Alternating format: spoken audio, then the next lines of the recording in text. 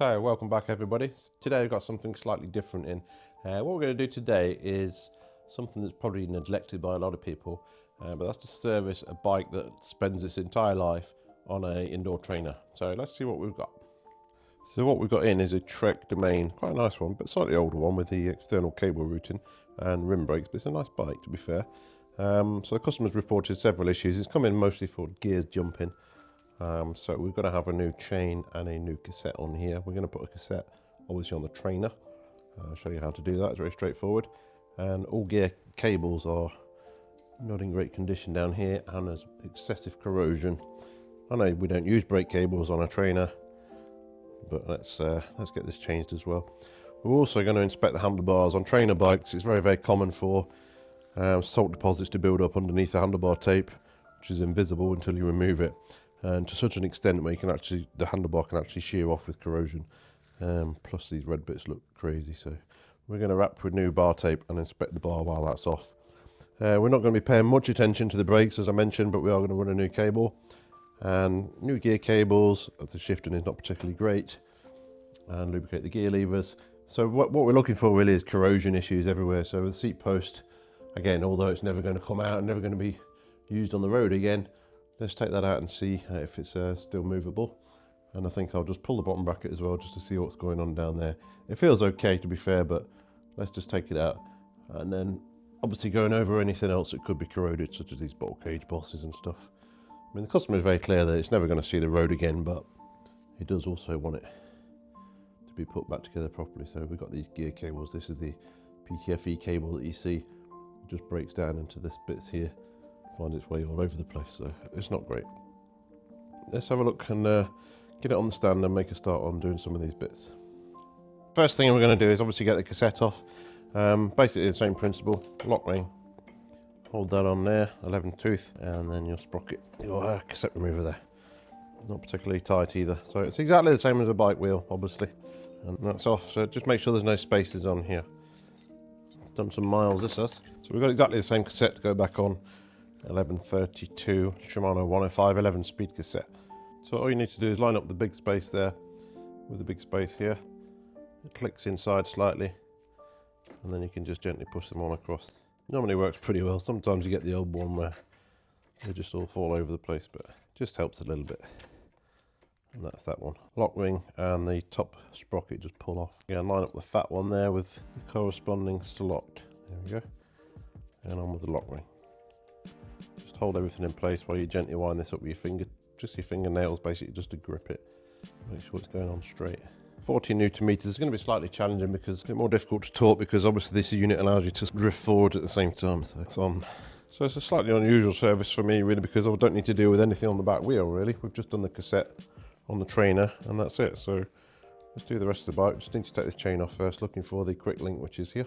Part tool pliers for these are pretty much the only one I use. You can fit and refit with these at the same time. You can already see corrosion on this chain. So let's get that off and get it measured. So what I do with chains is I hang them up on this wall here on 2 level pins. And just let them drop down, the new one next to the old one obviously. And we get to the end and you can see the wear difference on this. So this older chain on the left should be here, so we need to take one link off here, but you can see how much it's actually worn down over the length of the chain. So it's shorten this chain. So now we can just pull the crank out. So that bearing's come out with that crank now, so the bearing went back in, no problem. It feels very smooth. Just drop that dust cap back on. So the non-drive side bearing, the other one, doesn't feel quite as smooth as this, so I think we will just be on the safe side. We'll just replace the bearings. It doesn't need a bottom bracket, it literally just needs 2 bearings to press in, which I've got. So we'll do that later. So we're changing this cable anyway, so it's a good chance really to get the whole derailleur off really and give it a good clean. And probably not the ultrasonic, I mean there's no real dirt on it, but plenty of dust. And this cable looks okay back at this end, but as you saw earlier, all this plastic stuff just frays off. And the shifter doesn't feel very good anyway, so we are changing it. Let's just take this off. I say it's all about corrosion, so there's many things as you can get off really and prep it for another few years on the turbo. That's worth doing. The derailleur's off, no problem. Same on the front derailleur, we're going to take that off. Just take note of where the cable position is, because they are all different. So this one is to the right of the pinch bolt, and inside there's a little pin that just goes inside there. Tighten that up loosely so we don't lose it, and take the derailleur off. This is not essential to do this, but it just makes my life a bit easier cleaning it, really, just to pull all these bits off it. So derailleur off. So just taking this bottle cage bolts out. These feel really tight. So it's really commonplace for corrosion, so that one's okay, but the back one is not happy at all. Washer. So this one, we've got better access to it now, we can spin that around, but as you can see it's very, very tight. I can't turn that by hand, so we're going to ratchet on this. Focus. It's a 4mm one with a ball end on it, which makes it useful for some of the hidden seat clamp bolts that are at a tricky angle. It's very good for that, but it should be fine for this. Just go carefully. All it needs is just some grease on the bolt. If you leave it another year, you probably never get that out without ripping the riv nut out of the frame, and obviously being a carbon frame, you don't really want to start doing that. Not sure the customer ever uses this, but it's just the way I work. I just can't let anything go out the workshop that's not 100%. Doesn't sit right with me. Just going to check these two while I'm here. They don't need to come out, just make sure they're spinning. Not bad. That one's fine. Get them back up. So I'm just going to take this brake cable out. We saw that it was massively corroded. Just cut the end cap off there. We're replacing the cable. So this adjuster, actually that moves okay. That's the sort of thing really that would seize solid on a road bike. This one, totally free. Check the operation of the caliper. Bit squeaky, so we'll just drop some lubrication in there. I'm not sure how much the guy uses the brakes on a turbo, but just get them right. So just pull this brake cable through, the frame stops. It's pretty horrendous. The corrosion on this is wow. It's almost snapped from corrosion. That's crazy. Look at that. Mental. That's corrosion on its own. It's just on that cable. There we go. So I was actually able to just rip that cable in half with my hand, just purely through corrosion. So what I'm going to do now is I'm going to take this bar tape off and do an inspection of what's underneath here. I'll say some of them can be pretty horrendous. Always wear gloves. Dun, dun, dun. Especially this area. This is where you would see most of the problems. It's just sweat. So far so good. This one's okay. Gives me a chance to put some new AliExpress bar tape on there. So if you've seen that video, loads of different bar tapes from AliExpress that I did some testing on. Some really good results and good prices as well. AliExpress is great. There's one. Take the other side off. My bin full of cassettes and chains, brake discs. The amount of cassettes you change is just scary, honestly. If people just keep on top of the chain maintenance a bit better, normally you would get sort of 3 chains to 1 cassette, but people let them go so bad that you get to the sort of 1% wear limit, and all you can do is change the cassette, because otherwise you're just going to be skipping like crazy. The slightest bit of pressure under load and it's just skipping. So I do have a sort of workshop rule that if the chain is worn to 1%, I'm automatically putting a new cassette on it, because all that's going to happen is the customer's going to come back the next week saying the gears are not right. So it keeps me satisfied that I'm sending out the best. It also stops the customers getting frustrated that, you know, they paid for a service, new bits and pieces, and it's still not right, because it's just not going to work. If you've gone over 1%, I guarantee you it's going to skip on at least the smallest sprockets. So keep on top of your chain maintenance. Just use a basic chain wear tool, really, to be fair. You get them on Amazon, AliExpress. Again, AliExpress is sort of 50p if you can be ordering other bits at the same time, make it worthwhile. If not, Amazon have got them for a couple of quid. I'll link below. These are affiliate links that I'm using, but I've not seen a penny from any of them yet. So if you are buying these things in, it'd be nice if you could use these affiliate links, because it does earn me a couple of pence allegedly. I've not seen any yet, but all adds up. There we go. So there's no corrosion on this one. That's just a tiny bit there, but that's cleaned off okay. So normally you would see it around this section of the bar and the clamp. So this one is good. Let's have a look what else we've got. This lever is loose. We'll torque that up.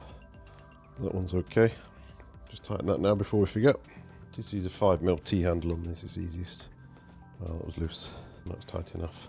Headset, again, there's really no point looking at a headset on something that's literally staying dead straight on a turbo trainer for its entire life. So, I mean, it feels okay, to be fair, but then again, I guess it's had no use really. So we're not going to touch anything in there. Front brake wise, again, he's not going to use the front brake for anything on a turbo trainer. However, it's working nicely. So let's just lubricate that back brake again before we forget. So I'm just going to cover the pads. There's so much dust on them, I don't think they've been used for some significant amount of time anyway, but it's just best practice. So the pad's covered near enough. So all I'm going to use is TF2 lubrication. I use this for pretty much all bits and pieces like this. It's really nice spray. Very similar to your GT85, but GT85 smells nicer, to be fair. So there's a spring clamp under here, pivot for your quick release here, pivot here and a pivot here. So just work some lubrication in there, and that's that squeak gone now. That's all you need to do. Try to avoid taking these apart if you can, because in my experience they're an absolute pain to get back together and get the spring tension right. You know, if they're working as well as this, don't go any deeper, just keep them lubricated, because they're an absolute nightmare. There's a little grub screw in here and all sorts. If you get that even slightly wrong, you either end up with this arm waggling around so much it's crazy, or it's just basically solid, doesn't work.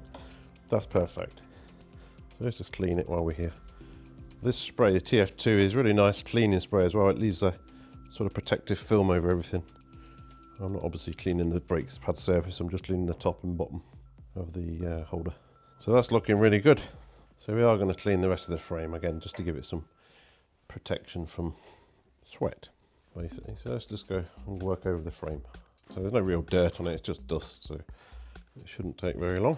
Nice bike this is. I don't know what year these Domanes are out in. If anybody knows, just drop me a comment, and be interesting to know. I like Trek bikes. They are very easy to work on, well put together. They tend to think of the mechanic more than some manufacturers, especially like the cable routing and stuff. These are pretty straightforward. Obviously this is externally routed anyway, but even when they're internally routed, I tend to find them pretty straightforward to work on, which is nice. Some of them can be just ridiculous, just designed for design and aesthetics, but when it comes to actually working on them, they don't make it easy for you. Okay, I've got a clean cloth in a minute and just run some polish over this, but it's already looking quite nice. Bit of an experiment on this one. I've seen it, loads of people are saying, and we're just using furniture polish on this. At the end of the day, it's just a silicone spray polish, and I say it smells exactly the same as the Finish Line one that I normally use, so it wouldn't surprise me in the slightest if it's been pretty much exactly the same thing. Looking nice, not bad, smells nice. So you guys let me know if you like seeing these sort of videos. I know sort of other people out there do the same thing, Bike Farmer especially, he does similar sort of videos, sort of just chats over 45 minutes of servicing bikes. But they're pretty good, pretty popular videos. I'm trying to copy them, but I enjoy watching them, so I'm hoping you guys might enjoy watching some of these. Like I say, still early days on the channel, so not quite sure where we're going to end up, but I like doing it. It's exciting, and I'm hoping I'm helping people out, which is what it's all about. Quite not buff on this. It's looking really nice now. Well, that's pretty much looking like brand new, really, to be fair. Little spot there that'll come off. Yep. Wow. Some of this paint, I'm not kidding you probably can't see in there, but it looks literally brand new. So this is going to look good. This yellow is bugging me, but like I say, there's not much we can do about it. So what we're going to do now is we're going to change these cable housings.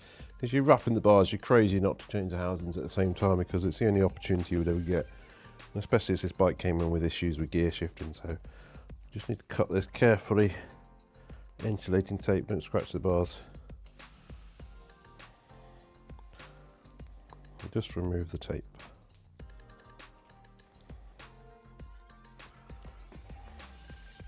If you cut in between the two cables, then you're normally okay. And that comes off. This is just electrical insulating tape, nothing more than that. That comes off, same on the other side. Okay. Just going to cut these gear cables off down here.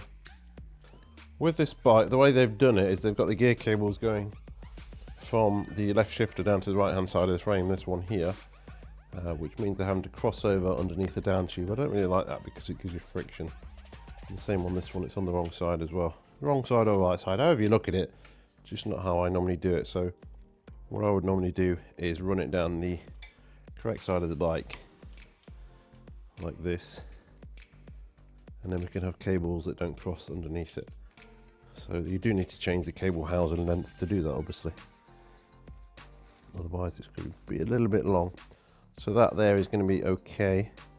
So all I'm doing is holding out the length that we need to cut. And we can just pull this out the lever.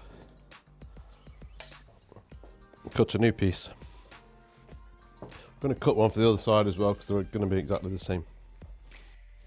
So just prepare the end of the cable. So I'll just use a bradawl, basically a little tool that you make holes in walls with. Just to open up these ends ever so slightly. Big tub of end caps again. AliExpress, cheap as chips, but do the job. So the plug at the shifter has this long bit here that goes inside, gives it some protection. It's seen better days. I think I've got another one. Same on the other side, it's slightly damaged. It'll still work, but just get rid of that. Obviously we're changing this back brake cable because the cable's solid inside of it, so it'll be interesting to get it out. So what I'm going to do is I'm going to cut 10mm off the end of here just to clear this corroded piece of cable, and then we should be able to pull the housing off. Then when we put a new housing, we just remember to measure the extra 10mm of the old one. I'll keep that, measure a new one up. So that's that out. So I've got a couple of new ones here, so we'll just fit those. To get these inners out, literally just put a bit of tension on there. Make sure you should have left it in the highest gear anyway, so you can pull it out, and then literally just pops out the side of the lever there like that. Normally this is where you'd see them more frayed and damaged, but this one was okay. While we're in here, let's get them done. I don't know who makes this cable, it's very gold. So you can see here on this cable, this is the plastic coating that they put on it. It just bunches up into these big chunks and just contaminates things in the end. Okay, so that's both inner cables removed, the gear cable there, gear cable here, and the brake cable here. So we need to recable with fresh cables. So we're going to put the gear cables down the right side of the frame so we don't cross over underneath the down tube. I don't like doing that. It causes obviously friction. Realistically, it probably doesn't make much difference, but I just don't like doing it. So we're going to put it where it should be. There's a bit of bar tape on here we don't need. We're going to figure of 8 wrap these bars, so we don't need these bits. So I'm just going to run this inner cable. So stainless steel die drawn cable, which is my preferred cable of choice. You don't get any problems with stretching or corrosion, obviously. I'll just go straight through there. Make sure it's located properly in its little housing down here. You can. It's pretty clear when you get there. That's it in there. You can pull it tight. What you should really do is pull some tension on this, and then shift the cable, and you can see when it's shifting properly. The problem being when this hood's forward, you can't drop a cable down, so just remember to put that back where it should be. Same on this side. Just put it through. That was easy. And make sure it's located like that. That's good. Right, outer housings. So we have these new pieces on here. This goes into the lever itself. Just thread these through. Zero friction there, that's what you need from a gear system. Absolutely no friction. And just pull this black piece, just lives in here like so. A little cover here just pops back over.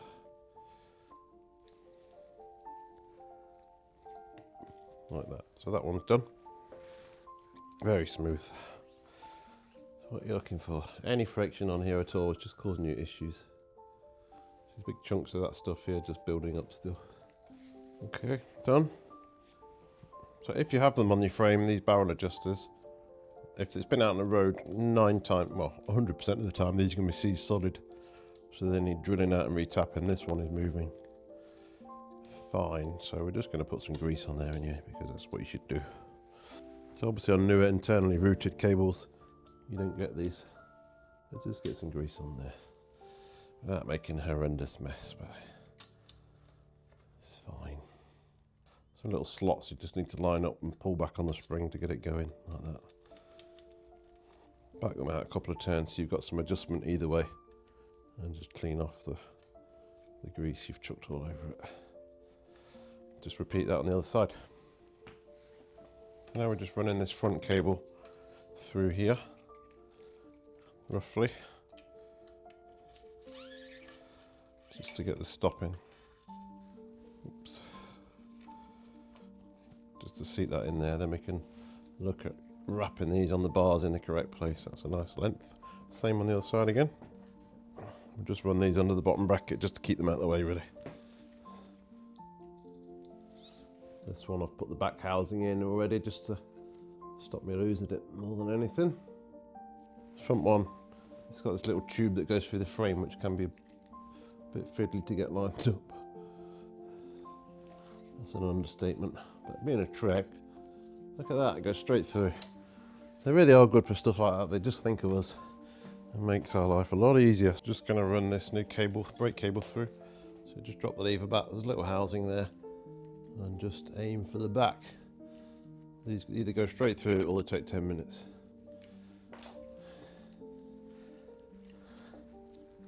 There's the hole. You just see daylight. It's easy when the housing's not fitted. There you go. Pull that through. It just locates in here nicely. So we have a new housing. So we don't use an end cap in the actual part that the lever sits in with Shimano. It just, the lever is the end cap basically. So we just run this new cable through a new bit of housing as well. Like I say, if you've got your bars unwrapped, you're crazy not to replace all the housings. A couple of quid makes all the difference. So this just sits in the lever, pushes down. There you go. Needs a bit of a push, that one does. So just run this through the frame, back out the back, through the caliper just very loosely now, just to keep it out of the way.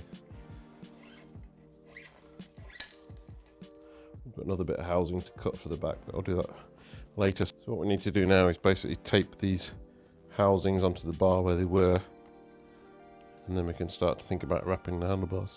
So just get some insulating tape to tape these on. So you need to get this quite tight. I do it with no gloves because the tape is just impossible otherwise. So these cables are quite rigid, obviously. Just tuck them into place, keep them together. Once you get it going, it's easy, but the initial first bit, make sure these are still where they should be, which they are. And just a bit of tape. You can go the whole thing with tape, but it's just a bit wasteful. But what it does do, if you tape the whole lot, when you come to remove the bar tape, it makes life a bit easier because sometimes the adhesive sticks to the bar quite a lot. So just tidy these up. Just keep these in line of where your fingers would normally go, if possible. So the beauty of older bikes is all the externally cable routed. If this is an internally routed bar, we'd be here for a long time. They are an absolute pain. So that's okay there, that's sorted. That's okay, good length. That's just needs to be the other side of this cable, but we can still do that now. There you go. That's better. So that's smooth. Just do the same on the other side. We're not changing the brake cable on the front because obviously we're not using the front brake, and it's working fine anyway. So it's a proper pain to get them going sometimes. But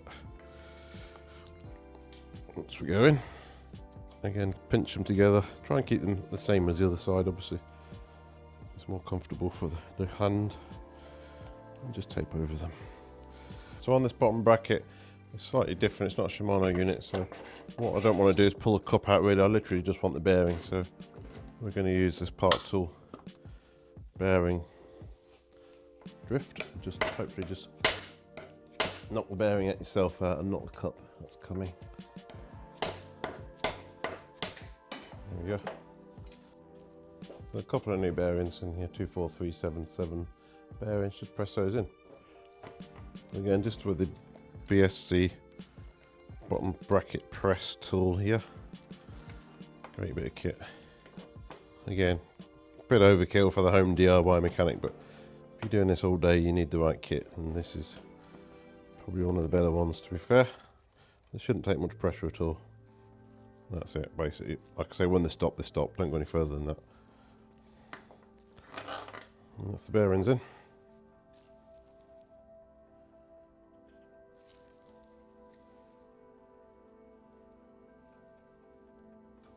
Anyone's wondering what the grease is, it's mobile grease.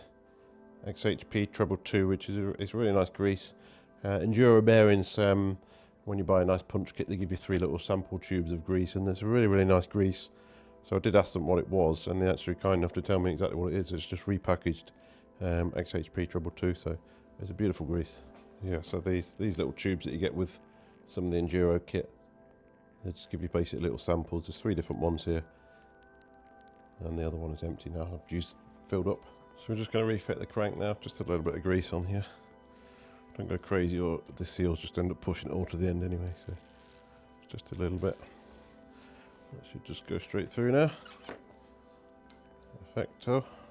So I've just reassembled the left-hand crank safety cap now, so that's okay.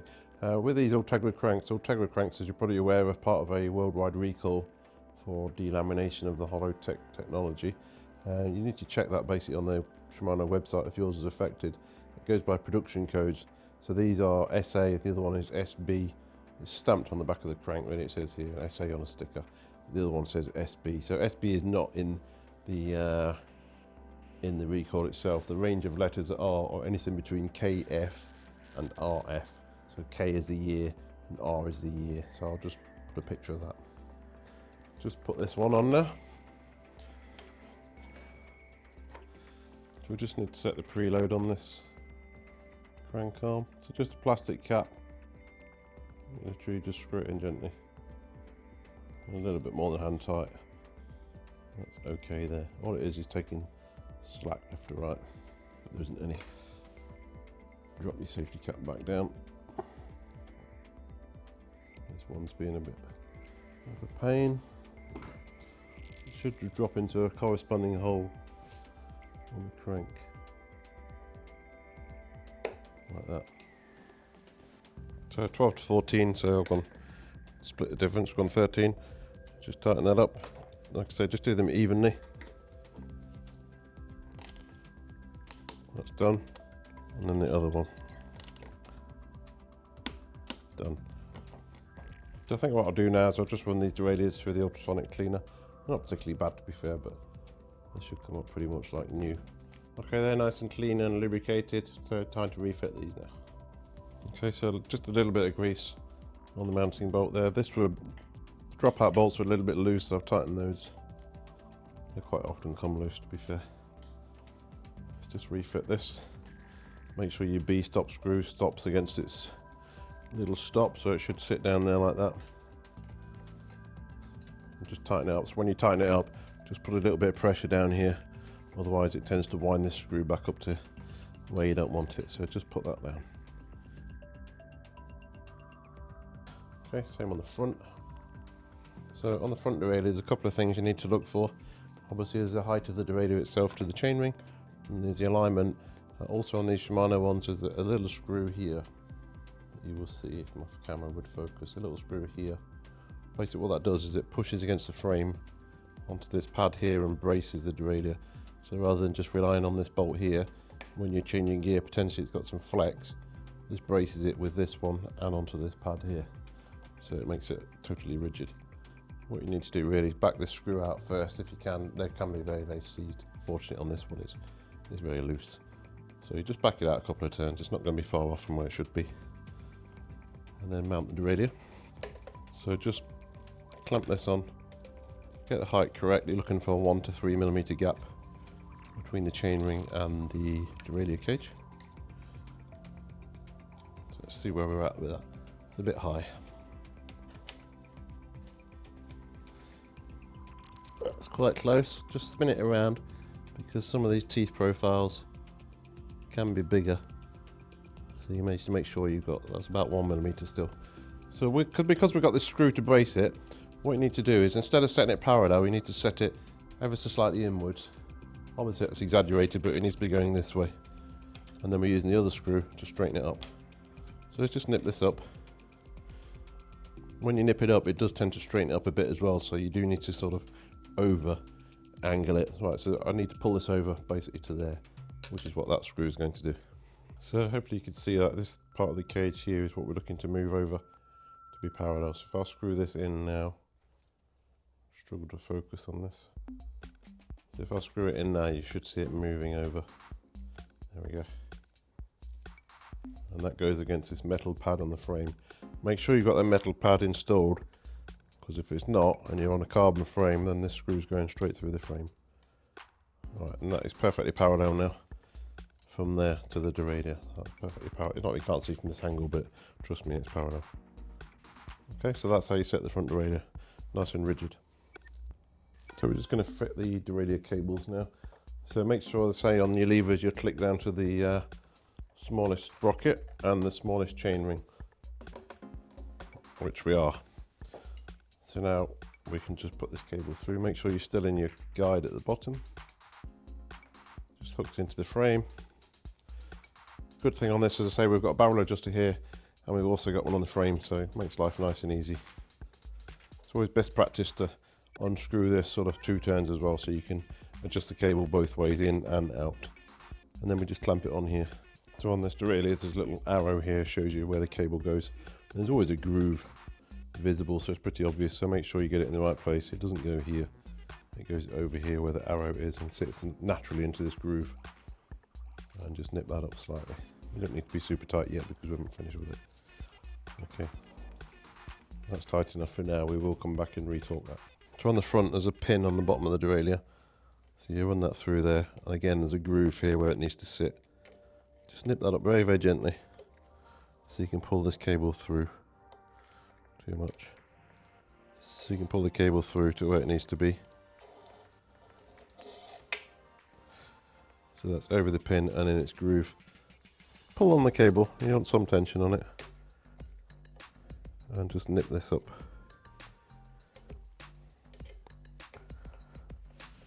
Okay, so that's probably not enough, but we do have the barrel adjuster on the down tube for this, so it's easy. Okay, so that derailleur is on. Just going to trim these cables. Okay, so these are Hosan Japanese cutters. Leave about 30 or 40 millimeters of cable, front and back, and put an end cap on. So I have a lovely selection of end caps here. Guess what? All from AliExpress. So I tried to choose a colour that's relevant to the frame where possible. Let's see how these orange ones look. They might be okay. Okay, so I'm just trying to match this orange to the orange part of the frame. Might not be a million miles out, or it might look ridiculous. I think that's okay, to be fair. I'll probably change my mind tomorrow. Same on the back. These Part Tool EP ones are fantastic for this. You can use them this way or that way. This way is great. If you're going behind a dropper lever on a mountain bike, you can get it right behind the lever.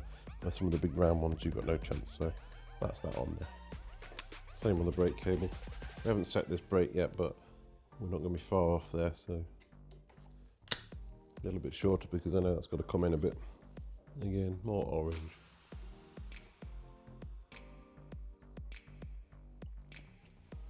That's that on. Right, so now what we need to do is put the chain on. So Shimano chains are sided. There's writing on one side and not on the other, so make sure you get the writing facing outwards. I've already cut this chain to the right size, so. And again, through the derailleur, make sure you always go through the cage correctly behind this metal tab here. So what we need here is the dummy hub thing that they call it. This just drops into the frame, into the dropout, and just gives you something to rest the chain on. Like that. Shimano link, they've got an arrow on them, but I don't know why they put an arrow on, because it's not possible to put it the wrong way around. Because one has to go on the other side and the arrow is always on the right side. Try it. So just put those in. Hook it in slightly like this, nice and straight. Get your Part Tool pliers again. These Shimano ones are very, very tight. You do need a lot of effort, so if you've got a smaller chain tool, you might struggle. Just using a T handle for this one. It's easing up now, it's got some grease in it. That's that one. So fortunately the customer did supply a wheel with the bike, so I can at least roughly set the gears. So first we're just going to set this brake before we forget to tighten that up. Just going to centre it a bit because it's miles out.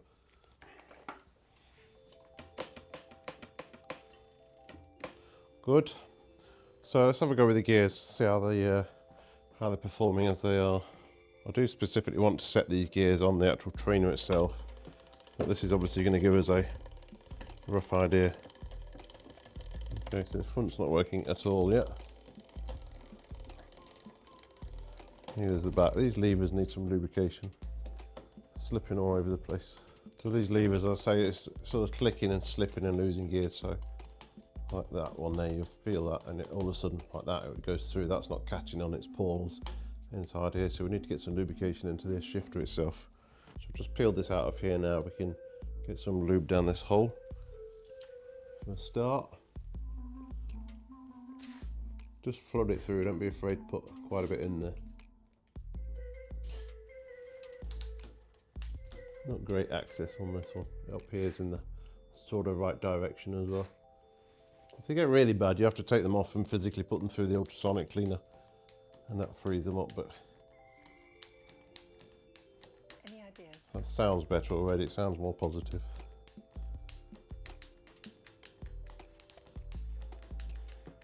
That'll be okay now. And the same on the other side. Okay, so it should be behaving a bit better now. So all I used for that was finish line 2 and 1.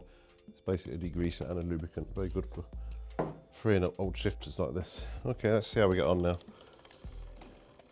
So need more tension to get up to the front. That's nowhere near.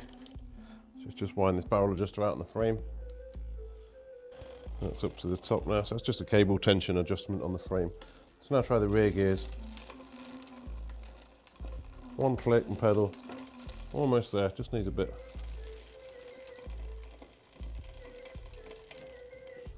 And go back down and up.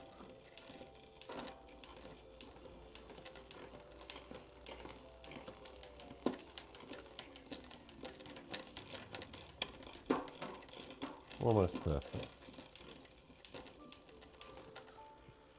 A little bit more. I do like 11-speed Shimano, it works just so well. This and Ultegra. Check the front, down, and up we go.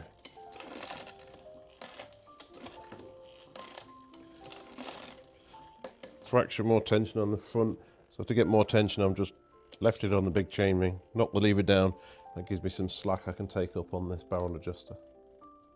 Couple of turns there, there we go. Back up, perfect.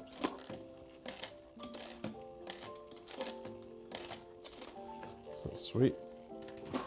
Like I say, I do want to set it up on the trainer itself rather than concentrating 100% on this, because the cassette may be in a very slightly different position, set the B tension up, etc. So but this gives you a good ballpark. It's working quite nicely like this. But what I'm going to do is I'm going to lubricate the chain.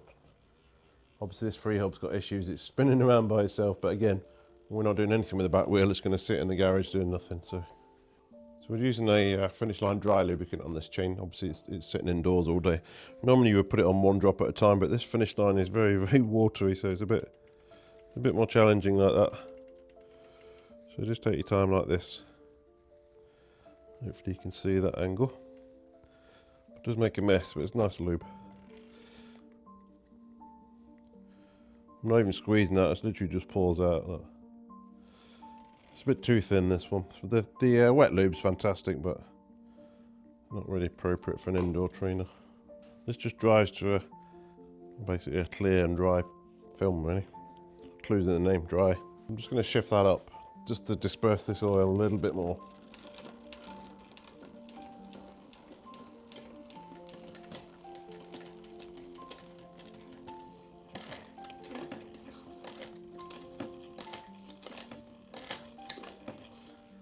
Nice, and then we're just going to wipe off any excess we've got on here. Okay, so that's that. So I think all we've got left to do now is to wrap these handlebars. So wrapping tape used to be my real nemesis, but I'm getting better. I used to be from purely mountain biking, so I didn't get much practice, but I'm getting a lot better. So what I'm using for this one is the Motgov tape that you would have seen in the other video for bar tape reviews. It's a really, really nice tape. Very similar to some of the more premium brands in style, feel, and basically everything really, but it's such a nice tape, so easy to wrap. Okay, so just before you start, make sure you've got your scissors, your clamp, any tape that you need, and peel the backing tape off the tape itself, and then just wrap. So I'm going to wrap from this direction here, from the inside out, around to the top, figure of 8, and across the top. So it'll probably not please everybody. Everybody has their own opinion about which direction is correct, but I'm just going to go the way I always do it and see how we get on.